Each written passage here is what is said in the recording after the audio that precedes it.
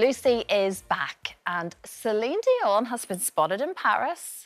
Lady Gaga has been spotted in Paris. Anyone that goes to Paris right now gets spotted and gets linked. They're going to be doing the long jump. No. So, yeah, Celine Dion has been spotted greeting fans in Paris, obviously stoking the rumours further that she could be making a comeback performance at the Olympics. Obviously, you'll remember in December 22, she sadly revealed that she was suffering from this really rare disease, stiff person syndrome. She had to cancel all of her music gigs from there on in. However, the sports minister of France has sort of hinted recently that he thought that it was very much within the realm of possibility that she could be performing at the Olympics. Remember, she was performing in 1996 in Atlanta. She sang Power of the Dream, so maybe she'll do that again. But it'd be incredible, wouldn't it? What a moment. I mean, the documentary was just so sad. So sad. It would be such an incredible moment to see her do that. Yeah. I'd love that.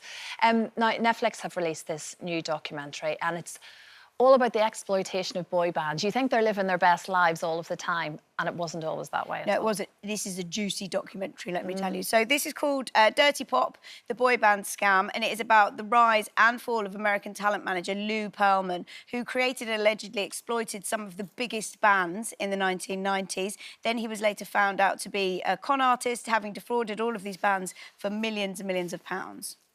It was NSYNC was in there as well, wasn't it? And there's like just lots of them mentioned, but you say a big hitter, like here's a clip from them.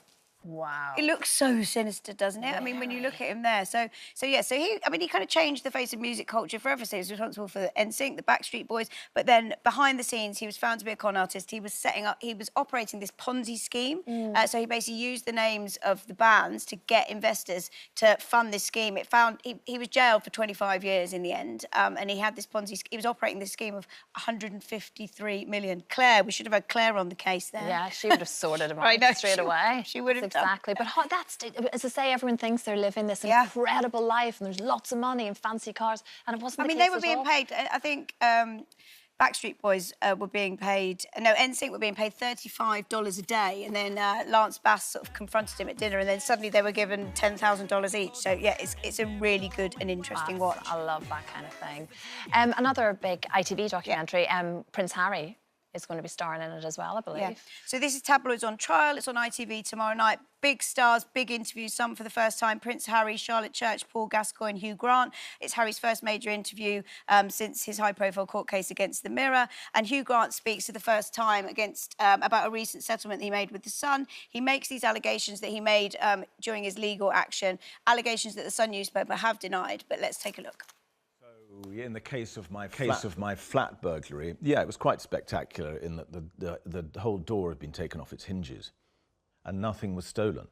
They'd been there to get information, and a lot of information about the interior and the contents of my flat appeared in newspapers a couple of days later. Yeah, so that's going to be a really interesting watch. I mean, he said he had to settle out of court because for an enormous sum of money. He said if he'd taken it further, the civil litigation rules meant he would still have to face a £10 million bill. So that's why he said he settled. But as I said, the Sun have denied his allegations. Yeah, of course.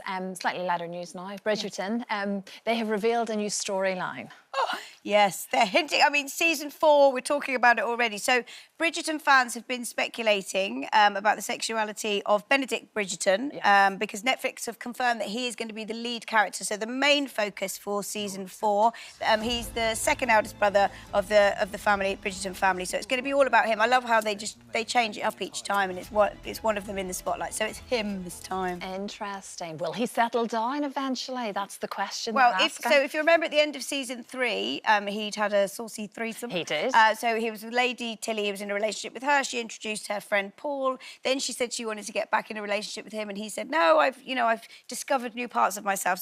So fans are sort of wondering whether season 4 he's going to be exploring his sexuality further.